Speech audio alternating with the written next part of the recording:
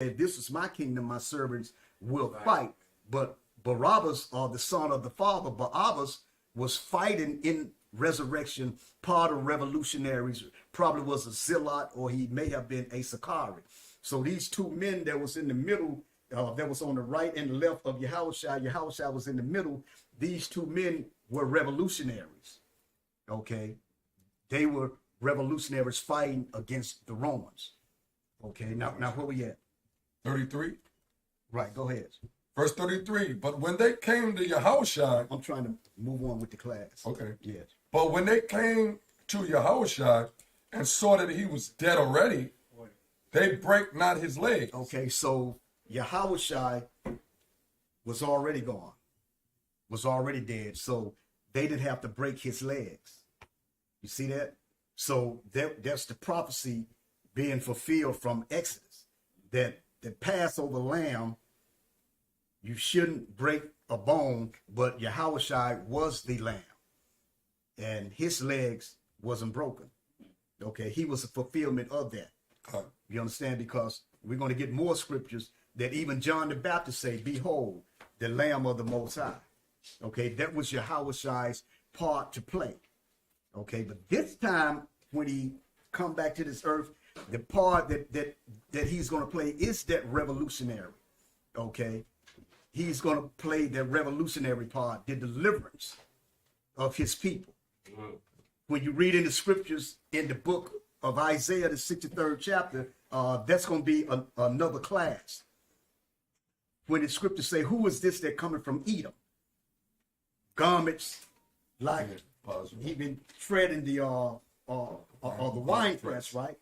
So the watchman is watching all this. Because when you read in the previous chapters in Isaiah, it's a watchman that's watching. He's on the tower. He's watching the gates. He's watching this city, right? So now the watchman first question is what? When you read in Isaiah the 63rd, who is this that cometh from Edom? And then the person coming from Edom replies, I am Yahawashi, mighty to save. So as he get close to that gate, he's right at the gate. Okay, this is Yahawashi. The first question, who is this guy? He announced himself. And then the second question is, man, what's all that blood doing on your clothes? That's that second question. Why are you so bloody? Where you coming from? Scripture say, coming from Edom. So those are the two questions. You the watchman, those are two questions that you have to ask. Who is this? And why are you so bloody? Got on them, yo man, what's all the blood on your clothes? What you been doing? I've been treading the wine press. And then he's coming from what? Bozrah, around Edom. That's south of Jerusalem. So Yahawashi is coming from the south. He's going up to the north. Then the scriptures say that he's going to stand on the Mount of Olives. Okay, so now Yahawashi is in process. He's in progress now. Coming from Edom, Jerusalem, and then it's going to attack all those armies that's going to try to attack him. Okay, all the nations that's gathered together, but that's another class. Okay, so we finished John, the 19th chapter, 31, 33. Now let's go to John, the first chapter, verse 29.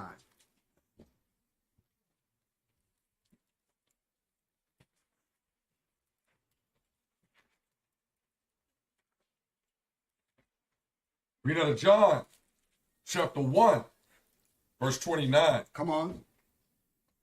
The next day, John seeth Yahawashi coming unto him, and said, behold, the Lamb of Yahweh. See what John said? Behold, the Lamb of the Most High. Continue to read. Which taketh away the sin of the world. Okay, that's where it's at. See, everything falls into pieces. All the scriptures about the Passover lamb in the Old Testament, and it falls in place with the Lamb of the New Testament. Okay, read the 36th verse. Verse 36. Let's see that John changed anything. Verse 36. And looking upon Yahawashi as he walked, he said, behold, the Lamb of the Most High. He said it again. Let's go to 1 Peter, the first chapter. We're going to tie everything in concerning this Passover that we are about to partake in, and all the Israelites. Okay, it's the same meaning, the same thing. Okay, it means the same. Yahawashi is that Passover. Yahawashi was that lamb. Okay, the same thing. Nothing changed from any school. It's the same thing. It means the same. Okay, let's go to 1 Peter. Chapter 1. Chapter 1, verse 19 and 20. Read out of 1 Peter chapter 1, verse 19. But with the precious blood of Hamashiach, as of a lamb without blemish and without spot, who verily was foreordained before the foundation of the world, but was manifest in these last times for you. So everything was already destinated, predestinated. Okay, your life, Yahawashi's position, everything was already set from the beginning. And read that 19th verse again. 1 Peter chapter 1, verse 19. But with the precious blood of Hamashiach, as of a lamb without blemish and without spot. So Yahawashi without blemish and without spot. The Passover lamb should be with what? Without blemish and without spot. Okay, let's go to the book of John 19 and 4.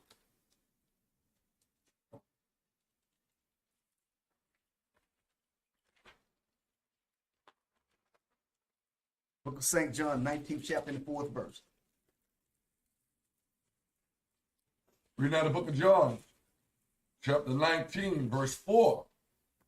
Pilate therefore went forth again and said unto them, Behold, I bring him forth to you, that ye may know that I find no fault in him. Okay, so Pilate confirmed what we just read in Peter. Precious lamb, unblemished. So Pilate brought Yahawashi before the people. Said, look, I'm bringing him to you. I find no fault in the man. The man have no blemish. There's no faults in the man. So that's prophecy fulfilled too. You see that? On all levels, both levels. Old Testament, New Testament, prophecy fulfilled. Yahawashi fulfilled all that, man. Okay. Let's go to the book of Matthew, the 23rd chapter.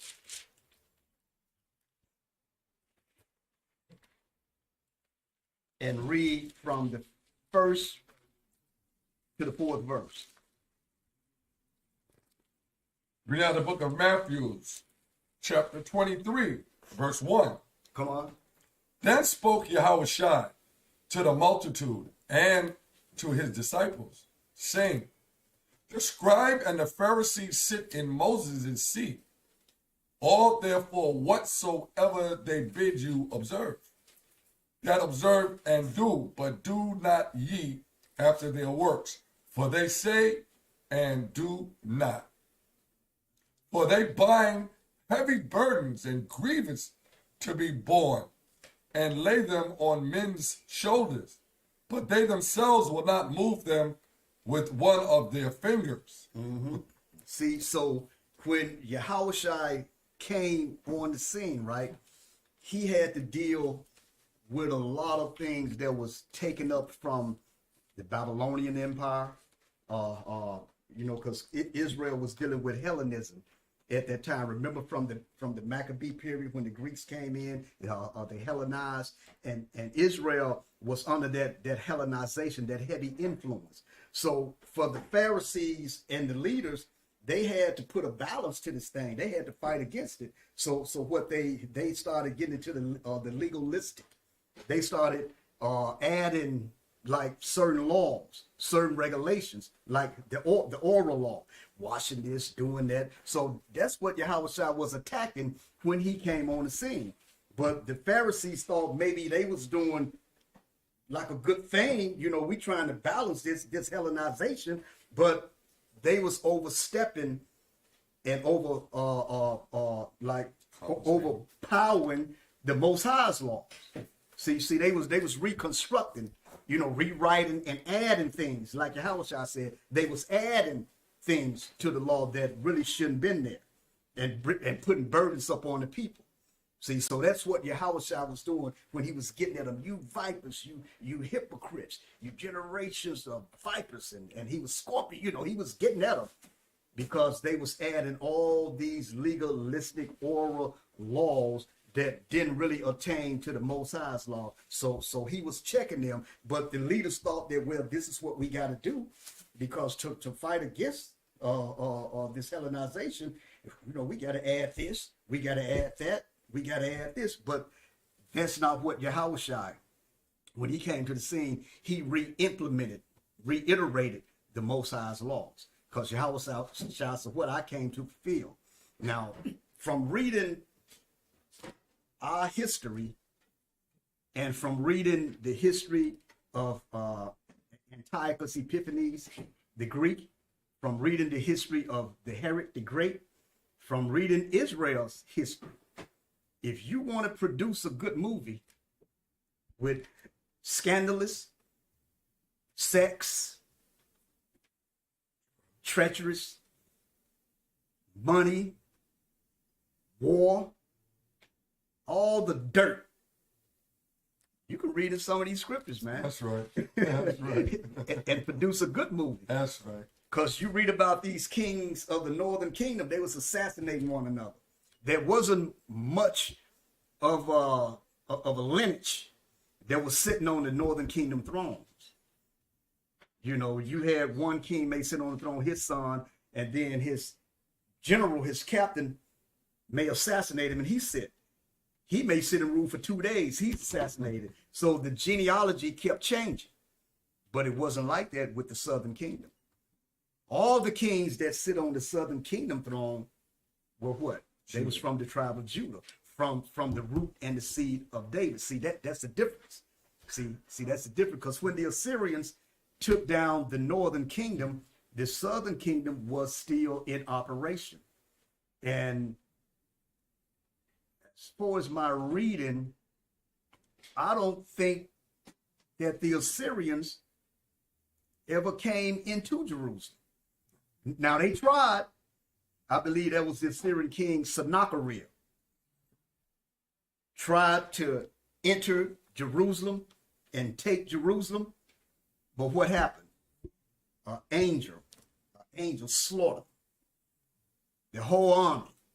And they never tried that again. But they took down the northern kingdom. But the southern kingdom, their problems was with who? Egypt and the Babylonians. Now they was in alliance with the Egyptians, and then they would flip over here and be in alliance with the Babylonians. See, but they had their prophets, Jeremiah. They had the prophets there telling them the visions and the orders of the Most High, but they didn't want to listen to that because you had a lot of young kings. Zedekiah was in his 20s. So what you gonna tell a 20-some-year-old man with all that power? You know, wants to do what he want to do. Okay, but they went into captivity. Israel went into captivity. Zedekiah went along with them. You understand? So reading our history about the Passovers, there were always, well, not always, there were many wars that was taking place as we was preparing for the Passover. It's like now we got wars all around us, brothers. Right. You got certain beefs in Israel, in camps, and we having Passover. You know, we got Passover on different days and everything, man. Okay, so it was always battles during that great day, the Most High's Passover. Okay, you had civil war between the Maccabees. There was civil war between Aristobulus II and John Hyrcanus II. And the war got so bad that a Roman general had to be called in to deal with that situation. This was a Roman general by the name of Pompey. And this happened, I believe, in 63 BC, 63, 65 BC. Do anybody have From Babylon to Timbuktu? Pull that out. Go to page, you got it with you? Well, you ain't got your tools, brother. Go to page 80, try 84. page 84. Babylon to Timbuktu by Rudolph Windsor. You got 84? Okay, read right in the middle when it speaks about BC. right. It's from Babylon. Come a little louder, yeah. It's Babylon to Timbuktu, page 84, second paragraph. Okay. In the year 65 BC, the Roman armies under General Pompey captured Jerusalem. In 70 AD, General Vespasian and his son Titus put an end to the Jewish state. So it's giving you two different time periods. It's giving you the time period that I was just talking about in 63 BC with Pompey, okay, that came into Jerusalem and took that. Now, who was controlling Jerusalem at that time? The Maccabees. So Pompey came in because these two brothers, Aristobulus II and John Hyrcanus II, was at war. So Pompey was called in and destroyed our people because of these two brothers. And then it gives you 70 AD with Vespasian, but his son Titus took down Jerusalem in 70 AD. And one of his top generals was an Israelite by the name of Alexander. I know his name was Alexander. I can't really get his last name, but his name was Alexander. He was an Israelite. There was Titus' top general, and he laid the blueprint and everything down for Alexander. Well, that's our people, brother. Y'all sit there like y'all can't believe it, you know. But that happens all the time. Look what happened to the Black Panthers. You had a Jake in that. Look what happened with the organizations today. You know, would set you up, work for the FBI and everything, man, and bring you down. So that was always there. Okay, and I'm gonna still try to get this brother's name. His Alexander, he was from out of Judah too, so-called Judah. I believe he was the nephew, or he was related to Philo. But I'm gonna keep thinking and get that name for you, and I want y'all to look that up and go read the history about this guy. Okay. Now, you finished reading that, right? Y'all read. Did you get to where the slave market was full of black Jewish slaves? You got that? No. Okay, read that. It's continuing from the second paragraph. During the period of military governors of Palestine, many outrages and atrocities were committed against the residue of the people. During the period of Pompey and Julius, it was estimated that over 1 million Jews fled into Africa, fleeing from Roman persecution and slavery. The slave markets were full of black Jewish slaves. Black Jewish slaves. See, that was the main page, and there was that one of the main books way back in the days. You know, when we hit the streets, we always went to that. You know, black Jewish slaves. Always went to that page, that book. And speaking about Pompey, the Roman general, when he came into Jerusalem, because of these Levites, the Maccabees fighting one another, you got Pompey, you got Crassus, these are Romans, you got Julius Caesar. They form what was called the first triumvirate around 60 BC. Now that meant that there was three men. These three men, they all held power. They had an alliance, a military political alliance. There was Pompey, Julius Caesar, and Crassus. Okay? Now, we're going to move on. Remember, in the Babylonian captivity in 586 BC, Israel was without a temple. We couldn't sacrifice. And from there, Passover began like a transformation. Even the practice, some of those practices are still carried out today. So should we keep the Passover feast, or can we keep the Passover feast outside of Jerusalem? Come. Some of us as Israelites don't think so. So could the Passover be held outside of Jerusalem? Come. Okay. Huh? I mean, we have no temple there, no sacrifice. Remember when the masses of people was going up to Jerusalem for the feast days and for the Passover, they was going there what for the sacrifice, because you had the temple and you had the priest there.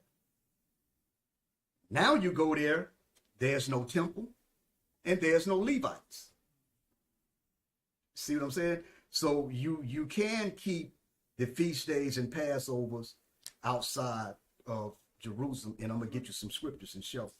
Okay, but from the Babylonian captivity, from the being Hellenized, Israel, the leaders, they adopted a lot of paganistics and incorporated it with our feast days, including the Passover.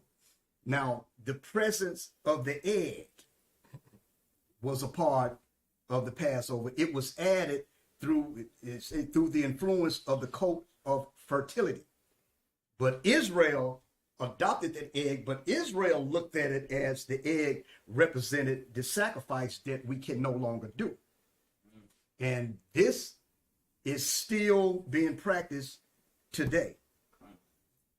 And check this out. I also myself practice it. Israelites practice it when Ben was with me. I woke him up on that one. Yeah, Ben was with when we first came into this word back in the 80s.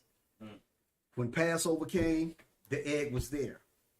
And a lot of brothers may see this show that was back there. They know that it's true. And we used to sit down and have buckets of boiled eggs, man. Brothers sit down peeling the eggs, some eating the eggs. Yeah, brother. You know, and you put it on the plate for the Passover, the Pesach. But later on, I believe when Masha established the house of David, the egg was taken away.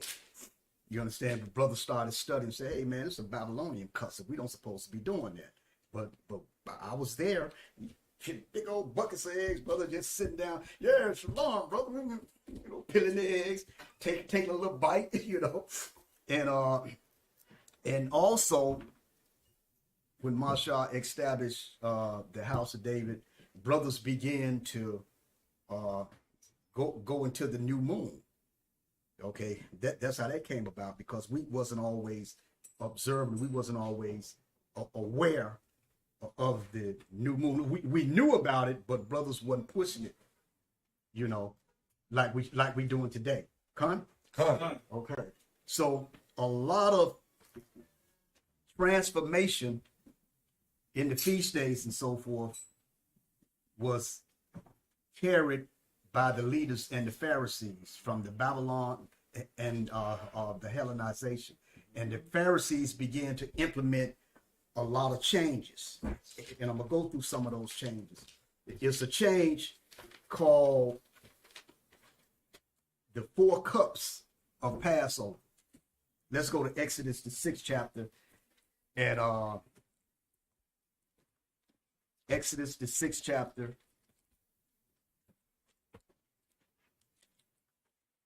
And we're going to read the 6th and the 7th verse. Book of Exodus, the 6th chapter, and the 6th and the 7th verse. Reading out the book of Exodus, chapter 6, verse 7. And let us say this too. We're going to go into the 4 cups. This is a tradition, is a custom. We don't practice that. Okay? We don't practice it. Now we would take a cup of wine, a cup of yayan, but not in tradition as what the Pharisees and the Babylonians and so forth had introduced. Okay, this is called the 4 cups of Passover. It's 4 cups of wine. Now let's read the 6th verse. Read out of Exodus chapter 6, verse 6. Wherefore say unto the children of Israel, I am the Adonai, and I will bring you out from under the burdens of the Egyptians, and I will rid you out of their bondage, and I will redeem you with a stretched out arm, Right. and with great judgments. Come on. And I will take you to me for a people, and I will be to you a power, and ye shall know that I am the Most High Power Yahweh, which bringeth you out from under the burdens of the Egyptians. Okay, now we're going to start back up to the 6th verse, and we're going to break down these 4 cups. Okay, now we don't practice this, but I'm just sharing some information with you. The scripture, Exodus 6th chapter and the 6th verse, it said, "Wherefore say unto the children of Israel, I am the Lord, I will bring you out from under the burdens of the Egyptian." So 1 cup, I will bring you out. There's 1 cup of wine. Okay, take it down. Now, the next one is, "And I will rid you out of your bondage." Pour me another cup, brother. That's another cup. "I will rid you out of your bondage." That's another one. Now, "And I will redeem you with a stretched out arm and with great judgment." That's a 3rd cup. Give me another. Yeah, take that down. Now, the 4th cup in the 7th verse, "And I would take you to me for a people, and I would be to you a God. And ye shall know that I am the Lord your God, your Most High, which bringeth you out from under the burdens of the Egyptian." It said, "I would take you to me for a people." That's the 4th cup. I would take you out from the people and bring you to me. That's the 4th cup. Take that down. And about time you try to read the rest of them scriptures, that Yayana got in your bloodstream. For sure. Start circulating around. sure. And then you Kwame Yashala, you got the little your dizziness. Because it done got in your bloodstream now. So, but we don't do that, man. 4 cups. That's a tradition. Just like the egg. A tradition. Okay? A tradition, brother. So we was doing that back in the 80s. In the early 90s. And, brothers sit down and started going into the scriptures, going into the history. So brothers stopped doing that. Got rid of the egg. And then brothers implemented the new moon and so forth, because we wasn't doing that either. And also you have the steward program. The steward program was implemented because steward, become a steward of the Most High. So brothers took that and said, okay, this is steward program, but it was the trooper program. Okay, but it was changed to the steward program. Huh? Okay, so I thought I'd give you that. Let's go to Matthew 26.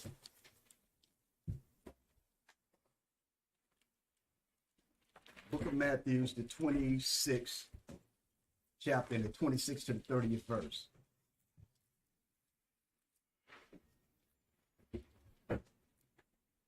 We got the book of Matthew, chapter 26, verse 26.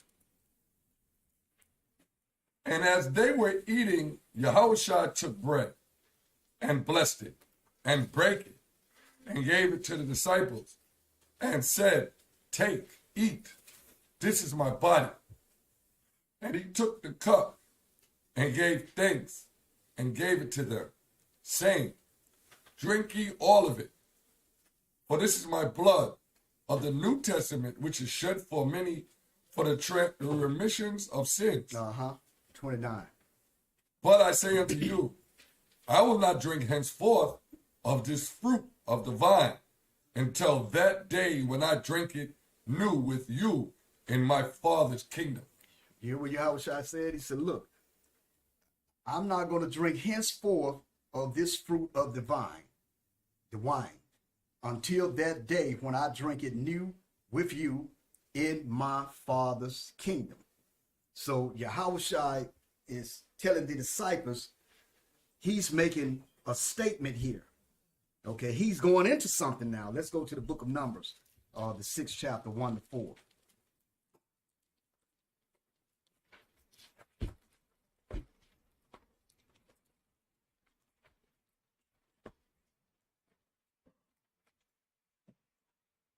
Reading out of the book of Numbers, chapter 6, verse 1. Right.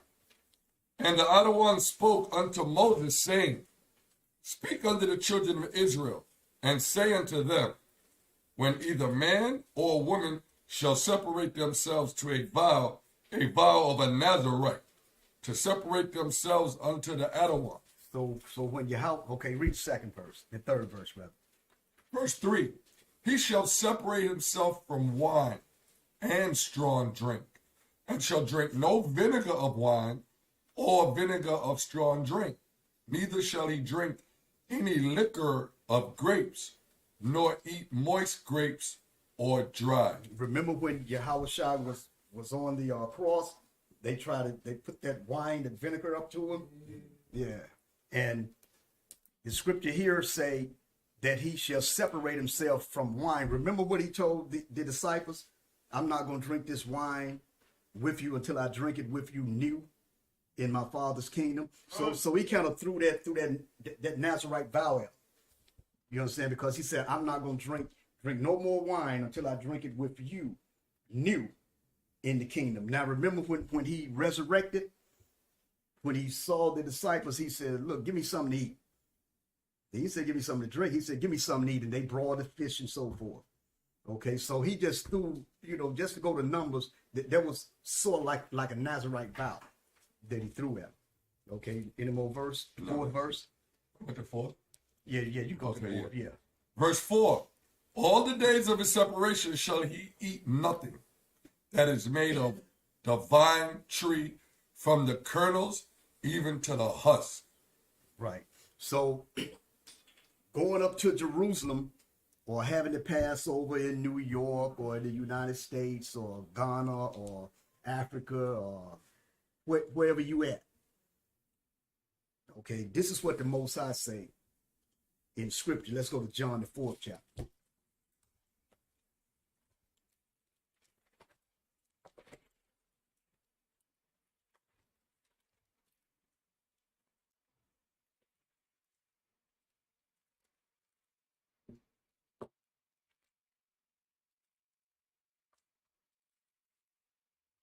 Let's go to the 23rd and the 24th verse. Reading out of John chapter 4, verse 23. But the hour, read the 22nd verse. Reading out of John chapter 4, verse 22. Mm-hmm. Ye worship, ye know not what. We know what we worship, for salvation is of the Jews. Come on, 23. But the hour cometh, and now is, when the true worshipers shall worship the Father in spirit and in truth. For the Father seeketh such to worship him. The Most High is a spirit, and they that worship him must worship him in spirit and in truth. Okay, so to worship the Most High has to be done in what? Spirit and in truth. Mm-hmm. And to even do these feast days, it have to be where? It have to be done spirit and in truth. Now, Yahawashi making these statements because he know Jerusalem will be destroyed in 70 AD. Mm-hmm. So the scriptures say where 2 or 3 are gathered in my name, I'm right there. And Yahawashi knew in 70 AD, the temple would be destroyed, and it would be a long minute before it would be rebuilt. So he's speaking about you would have to worship in spirit and in truth. Why? Because Yahawashi said, look, there's a better temple and there's a better sacrifice. No, there's a better temple, a greater temple, and a greater priest. And that's him. That's Yahawashi. It's not really we have to go up and bring the sacrifice to the temple in Jerusalem or bring the sacrifice wherever. You don't have to do that. Yahawashi is that greater and that better sacrifice. He's that better temple and he's that better high priest on the highest level. Okay, so he said you must worship in spirit and you must worship in truth because he's the better temple and priesthood in him. Okay? So when you read in Exodus, the 12th chapter and the 13th chapter, Israel, before they even got in the promised land, kept the Passover. They kept the Passover coming to Mount Sinai. I mean, before they came to Mount Sinai. And let's get some scriptures and see what Paul did about the feast days. I mean, did he always go up to Jerusalem? Did he always went to Jerusalem for the feast days? All the time? No. Let's go to Acts, the 20th chapter. Yarabal back there throwing stuff in the game. I do mean stuff. Go to the book of Acts, the 20th chapter, and we're going to read the 6th and the 7th verse.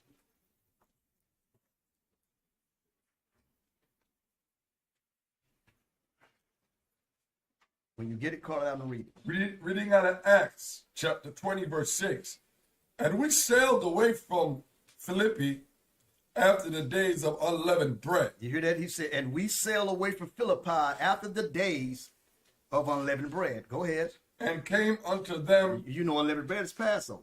Come on. and came unto them to Troas in 5 days, where we abode 7 days. And upon the first day of the week, when the disciples came together to break bread, Paul preached unto them, ready to depart on the morrow, and continued his speech until midnight. Oh, boy, this brother had some wind, man. You know, we talk about brothers in here is long-winded. Paul was long-winded, man. What he spoke, his speech was until midnight. Jump to the 16th verse. Verse 16. For Paul had determined to sail by Ephesus, because he would not spend the time in Asia, for he hasted, if it were possible for him, to be at Jerusalem the day of Pentecost. So the scripture speaks about Philippi and Ephesus. Now, if Paul have to go to Jerusalem for these feast days, now the people that he's teaching and the people that he's connected with, would they go with him? They wasn't going with him. Everybody in Philippi wasn't loading up traveling with Paul. So what did they do? Kept it where they was at. So Paul said, I have to go. Now, if Paul could have said, look, I got to go to Jerusalem and keep these feasts. Look, y'all got to go too. Get your bags, get your horses, your mules, get everything. Let's travel, let's sail, let's get the ships. We got to go up to Jerusalem and keep this feast. But Paul said, I have to go. But I know y'all over here and over there, keep the feast. Okay? Let's go from here. Let's go to the book of Acts. We still there, the 27th chapter. And let's read the 9th verse. We got Acts chapter 27, verse 9.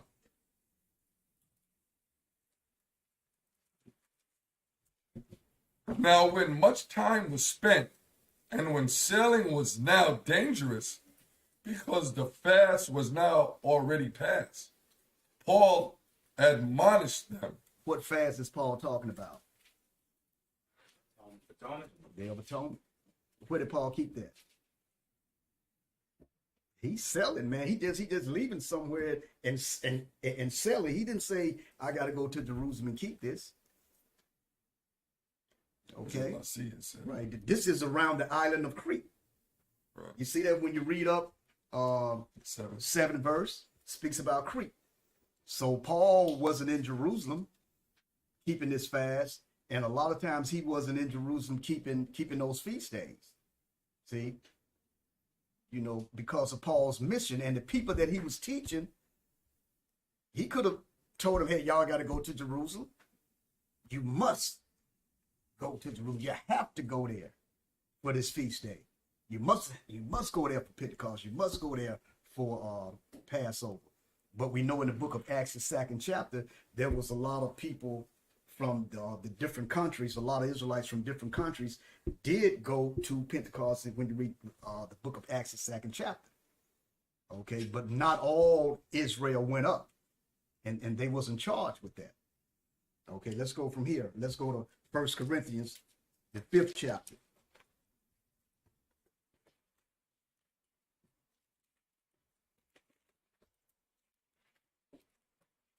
First Corinthians, the 5th chapter, and we're going to read the 7th and 8th verse. We had a 1 Corinthians chapter 5, verse 7. Purge out, therefore, the old leaven, that ye may be a new lump, Right. as ye are unleavened. But even Hamashiach, our Passover, is sacrificed for us. Therefore, let us keep the feast, not with old leaven, neither with the leaven of malice and wickedness, but with the unleavened bread of sincerity and truth. Read the 9th verse. Verse 9, I wrote unto you in an epistle, not to company with fornicators. So the scriptures say, I wrote unto you in an epistle. Paul wrote this letter to the Corinthians, right? And from the first verse, he's saying, look, it's reported calmly. He's kind of getting on their case. But then when you read to the 8th verse, he said, therefore, let us keep the feast. And he said, not with old leaven, neither with the leaven of malice. But he said, let's keep the Passover, right? Okay, so he wrote the letter to them. Did he add on? But you can't keep it where you at. You got to come up to Jerusalem to keep it. Paul said, let's keep the feast. Let's get all this malice. Let's get this physical stuff out the way first. Okay, before you remove the leaven out of your homes, let's get right first. And he said, therefore, let us keep the feast. Let's keep it. Keep the feast. Corinthians, keep it. Everybody got me? Okay, let's go from here. Let's go to the book of Acts, the 18th chapter.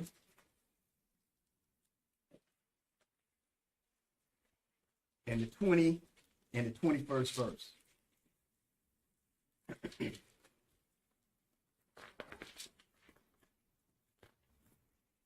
Now to Acts chapter 18, verse 20. When they desired him to tarry longer time with them, he consented not, but bade them farewell, saying, I must by all means keep this feast that cometh in Jerusalem. Yeah, what Paul said that they tried to keep him there to stay a little longer, but Paul said, no, I got to keep this feast that's in Jerusalem. I got to go. Read on. But I will return again unto you, if the Most High will. And he sailed from Ephesus. Okay, Paul said, but I will return unto you again, if the Most High's will. So he's leaving some of the people that he's been teaching.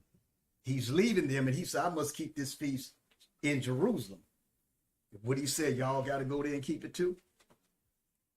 But he said, I'm coming back, Most High's will, and get with y'all later. Underline that Most High will, because that's what we say, right. And it's give you a reason. You can see it in the book. In the book, we're not making that up. Right. Most High will. Underline that. Right, because you don't know what your destiny is. That's right. You saying that, look, I know for a surety, brother, I'll be there tomorrow. You don't know. You could end up like Josiah, how we started the class off. King Josiah, like I say, a righteous king. Okay, a good brother. Brought back the worshiping of the Most High. Got rid of all the paganism that was in Israel, all the idol worship. He got rid of all that. And he was a young brother, 39 years old, when he died. And he started his reform in 619 BC. And like I said before, remember, the Most High showed him that, look, the Babylonians is coming up against Jerusalem because of their wickedness. But I'm not going to let that happen in your days. That sounds like the same thing he told Solomon and he told David, right? Mm-hmm. He said, I'm going to shake this city upside down, but I'm not going to let you see it. You're not going to be there when this happens. See, sometimes, you'll have favor with the Most High, that the Most High would do that for you. Same thing with Methuselah. Methuselah, he didn't let Methuselah see the flood. Yeah, because Josiah, remember what I said earlier when the Egyptian was coming through his land? Any leader would have reacted the same way. Why is he crossing in my area? Like I said, that's what Putin was saying to Ukraine. Why are you going to join NATO and have the America in my backyard? We can't have that, so I'm coming to get you. So the Egyptians, but remember, that's the Most High's doing. Because the Egyptians, the king Pharaoh Necho, told Josiah, your God has sent me on this mission. I have business with your God. Mm-hmm. Now, if we out there in the streets teaching, Edom might come up to you, hey, let me get that mic. I have business with your God. Would you give it to him? No, most of you won't. So therefore, you got to do what Josiah should have done. Look for the Urim and the Thummim, get proof from that, or go find a prophet and get proof from that. But he didn't have time to do all that. It's just like you won't have time. They come up to you, Shalom. Can I get that mic? I want to say something to the people. No, you get out of here, you damn devil. No, but the Most High told me to ask you to give me the mic so I can say these few words to the people out there. Hey, Ben, Ben, get out of here, you devil. but just throwing it out there, man. But we're only men.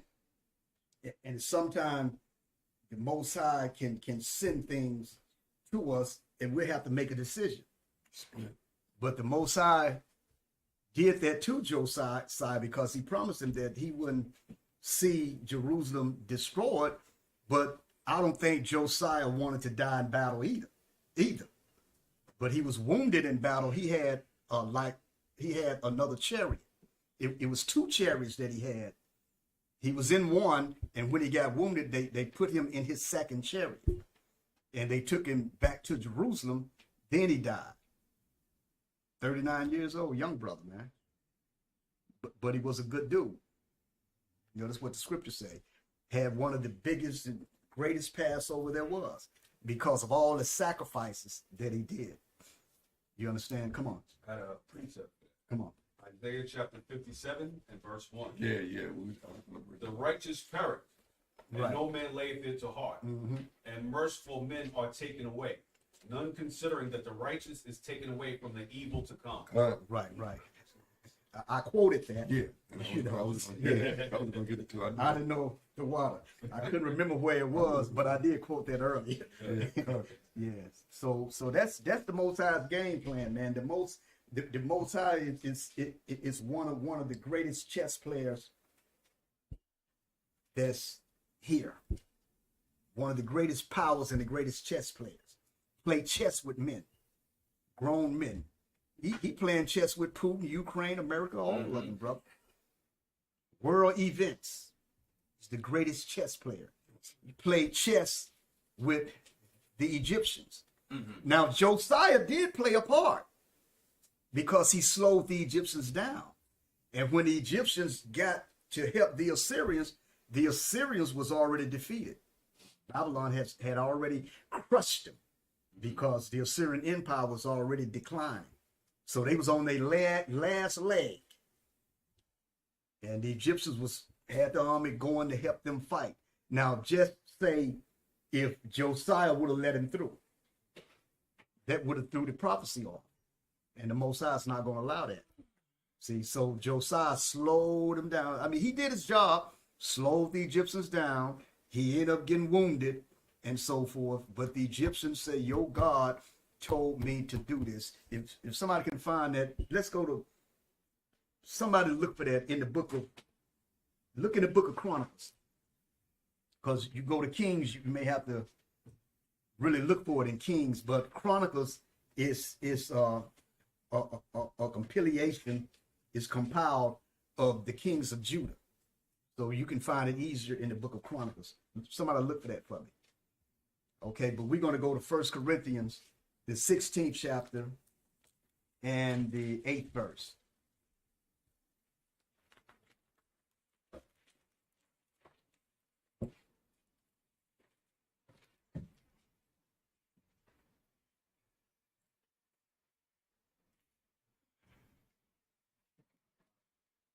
You got it? Yeah. Okay, call it out and read it. Read out of 1 Corinthians chapter 16, verse 8. I'm going to come back to you. But I will tarry at Ephesus until Pentecost. See, this is still Paul traveling, making moves. I'm going to tarry at Ephesus. I'm going to stay here in Ephesus until Pentecost. Then I'm going up to Jerusalem. Okay, y'all continue here, but I'm going up to Jerusalem. Okay, read what you got, Yahawashi. This is the book of 2 Chronicles, chapter 35, and I'll start verse 20. Okay, After all this, when Josiah had prepared the temple, Necho, king of Egypt, came up to fight against Carchemish by Euphrates, and Josiah went out to fight against who? Carchemish. Carchemish. Carchemish. That's what that was the name of that battle, the battle of Carchemish. Okay, go ahead. By Euphrates, and Josiah went out against him. But he sent ambassadors to him, saying, What have I to do with thee, thou king of Judah? Right. I come not against thee this day, but against the house wherewith I have war. Right, For Yahweh commanded me to make haste. right, right. For bear thee from meddling with Yahweh, who is with thee, that he destroy thee not. That's the Egyptian king saying that, right? Right. He said, don't meddle in the business of your God, the Most High. And he said, so he would not destroy you, he destroy you not. Yeah, it says, who is with me, that he destroy thee not. And he said, the Egyptian king said, your God is with me. And Josiah, he would destroy you if you, what King Necho was going through, man, the Most High showed him. And he was right. But later on, the Most High came against Pharaoh Necho too. So the Egyptians had to be taken by the Babylonians. See, this is when the Babylonians was coming into power. See, because like I mentioned, there were three superpowers: the Assyrians, you had the Egyptians, and the Babylonians. Okay, if you read about their history, you read their history. Israel made alliance with the Egyptians at times. Then they made alliance with the Babylonians. And now the Assyrians, they had more contact with the northern kingdom because they took down the northern kingdom they took down Samaria in 722 BC. So the time that they came up against Jerusalem, they never went in Jerusalem. Okay, they attempt, but the Most High sent one angel, and it took out what about 850,000 or something? 187. 185,000. 185,000. Okay. Took the army out. 185,000. Scripture. Y'all, what's up? You said you had a scripture. No. I just saw him. If you already passed it, I was going to say, because he said the next verse, he didn't, and he went down to fight. You already passed it. He said what now? That Josiah didn't listen. Right. Young man, 39 years old. I mean, would you listen? You wouldn't have listened. You'd have been incensed. Yeah. Talk about another nation talking about what your God told him. And the way he explaining it to him, like, like, hey, man, this really did come from the Most High. But Josiah didn't have time to go get no prophets, man. Yo, get run and get it. No, we at war right here. Yo, go get that Urim and that Thur. Okay, where the Levites at? Go find the Levites. He didn't have time to do all that, man. The battle was right before him. Sometimes The Most High will send things to you that you have to deal with it right there. You have to make a decision right there. And then depends on the decision that you make, might cost your men, your camp, or might cost you, might cause some problems. See, so that's why you gotta set them prayers up. You gotta roll in faith. You gotta always remember trust in the Most High. Because Josiah was righteous king. But remember, he was in the Most High's plan. He was in the Most High's game plan. See, the Most High told him, you're not going to see the destruction of Jerusalem. And like I said, I don't think Josiah wanted to die either at 39 years old. Because when he died, his sons, Jehoahaz, the people put him up as the king. Then you had Jehoiakim. Then you had Jehoiakim. And when you read in some of the scriptures, when you read in Jeremiah prophecy, Jeremiah called one of the kings Shalom, and Jeconiah. So these are some of the same brothers, some of the same kings. So when Jeremiah threw a prophecy at them, you know, that was going for, I believe, Jeconiah. I think Jeconiah was Coniah, and Jehoiakim or I think Jehoahaz was Shalom. Okay, so these are the same people. When you read in the scriptures, different names for them. And remember that Jeremiah was the mouthpiece of the Most High, Jeremiah the prophet. And Jeremiah was back during when the Babylonian was coming up against Jerusalem. He was back there when the Egyptians was coming up against Jerusalem. And he was telling the kings, look, listen to the Most High. Listen, do what these kings ask you to do, man, because you got a whole nation on your back. It's sometimes you can't do what you want to do. You have to make a decision to protect the nation. You can't get all into yourself. Sometimes the decision has to be made to protect the people. And then if you check the history, a lot of the leaders did that. They humbled themselves. Okay, and a lot of the leaders and kings gave themselves up as prisoners so the people can live. See, but Josiah was into the flesh. He was thinking on the carnal level. But what the Egyptian was telling them, look, your God, look, it's going to cause you your death. Your God have told me. But how many times have Israelite leaders have heard a nation or a Gentile or a heathen say, hey, the Most High told me, you know, they probably done heard it. Hey, man, this guy's lying. Should I trust this guy's lying? Okay, let's go to the book of Deuteronomy. This would more likely be my last scripture. And then if y'all wrote any questions down, we'll go into your comments and we'll go into your questions. Deuteronomy, the 29th chapter and the 25th to the 29th verse.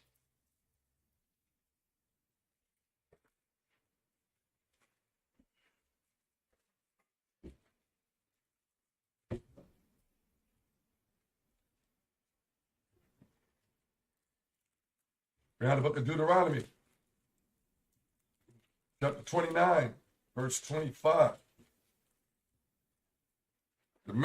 Then men shall say, because they have forsaken the covenant of the Most High Yahweh of their fathers, which he made with them when he brought them forth out of the land of Egypt. For they went and served other powers and worshipped them, powers whom they knew not, and whom he had not given unto them. And the anger of the Most High was kindled against this land, to bring upon it all the curses that are written in this book. Okay. And the Most High rooted them out of their land in anger and in wrath and in great indignation, and cast them into another land as it is this day. Right. The secret things belong unto the Most High our power, but those things which are revealed belong unto us and to our children forever, that we may do all the words of this law. And that's the key, to do all the words of the law. And that's why we're confused today. That's why we're in captivity today. That's why we're going through what we're going through today, because disrespecting the Most High. If the Most High did what he did to King Josiah, brother, you know, to make things happen, to slow the Egyptians down. I mean, that's what he did. And so Josiah would not see the Babylonians come into Jerusalem and take Jerusalem, because a lot of people was going to die. A lot of people was going into captivity. Zedekiah went into captivity, got his eyes taken out. His sons was killed in front of him before his eyes was taken out. You know, women ravished and all types of things, man. The Most High didn't let Josiah see that. You know, see, I mean, that's the Most High's doing. And we just have to do the right thing. When we come out this time, we got to do the right thing, because the Most High is going to exterminate. He's going to purge out the rebels. Like I say, Yahawashi, the scripture say, who is this coming from Edom? Garments like it's been dipped in blood. And you can link that up to Revelation 19th chapter. Okay. You know, when it said blood, it's all over his garments, man. So it's telling you the type of atmosphere that is going to be in the near future. And Revelation, the 14th chapter, said the blood is going to be up to a horse's bridle. If you would take the blood out of everybody or everything that's going to be put to death, it'll flow like a river, man. So the topic of my class was Christ, Yahawashi, is our Passover. So make preparations for the Passover. That means get your mind right, get your spirit right. And when it speaks about the leaven, not only the physical leaven, when you clean your homes and so forth, and we clean the school, but clean your body, your house. Okay, get that right for this Passover. Any mishaps, anything you need to deal with it before the Passover, before the Passover. You said you had something. Oh yeah, I wanted to read what you was talking about. All right, real quick before we close, I want to get that scripture I was talking about Yahawashi. Isaiah 63. Okay. Will prove all things. Isaiah 63:1. Who is that cometh from Edom with dyed garments from Basra, that is glorious in his apparel, traveling in the greatness of his strength? I that speak in the righteous, mighty to save. Wherefore art thou red in thine apparel, and thy garments like him that treadeth in the wine fat? I have treaded the winepress alone, and of the people there was none with me. For I will tread them in mine anger, and trample them in my fury, and their blood shall be sprinkled upon my garments, and I will stain all my raiment. Read that fourth verse. Hold it. Put up this way. When you close, Yeah, I get it. All right, go ahead. The fourth verse said, for the day of vengeance is in my heart, and the year of my redeem is come. And I looked, and there was none to help, and I wondered that there was none to uphold. Therefore my own arm brought salvation unto me. And you all know who the Most High's arm is. The Most High's arm is Yahawashi. Okay. The Most High been using Yahawashi from the beginning. And he's also going to use his people. And that's the whole beauty of it. Because the scriptures say vengeance is in his heart. Okay? Put that on Yahawashi. Put that on the Most High. And with that, brothers and sisters, I'm going to close the class. And some brothers had comments. They had their hands up. If you wrote something down, the questions, comments, you can add it, attach it to the class. I see you had a comment. I think earlier you had, write it down, because if I'm moving in the midst of my movements, I might not let you present that unless you got a scripture to back up something like Yeshaya said. Hey, I got a scripture for that. Yahawashi said I got a scripture for that. Lord Ibrahim, I got a scripture for that. But now y'all want to ask, but I don't know what y'all gonna ask. So I want to stay on track, with the topic of the class. So y'all can comment now. Y'all can give an input. Y'all can elaborate a little bit and add on to the class. Continue. He can shut it down now because nobody wants to. And I say shalom, brothers and sisters. Shalom, brothers and sisters. Enjoy the Shabbat. And if you haven't held your Passover, the brothers and sisters that's holding your Passover, have a beautiful Passover. And I say shalom and kwam yashala. Shalom. Shalom. Okay, okay, Ben. Ben. Shut it down.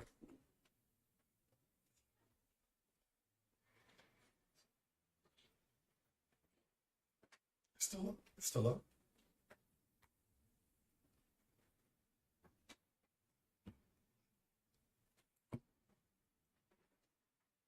It's still up, Ben.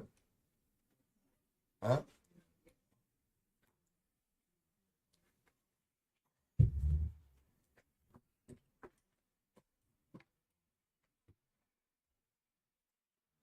So I can.